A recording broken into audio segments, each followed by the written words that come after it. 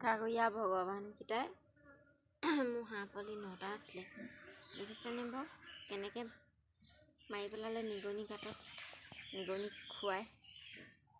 দেখিছে আগতে নিগনি গাঁত কেইটামান দেখাম কেনেকৈ এইকেইটাতে সোমাই আছিলে। এইডোখৰতে বান্ধিছিলোঁ তাৰপৰা তলফালে বাটটো উলিয়াই এইফালে সোমোৱাই লৈ গুচি গ'ল। এইখিনি বাৰু অল্প গালনে বাৰু এইখিনি বাৰু মানুহেতো হিংসা কৰেই মানুহক।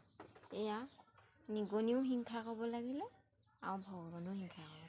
হয়তো ভগৱান অকণমান চকু মানি চোৱা হ'লে আজি এই গতি নহয়, মই হয়তো পথাৰত এতিয়া চৰাই থাকিলোহেঁতেন।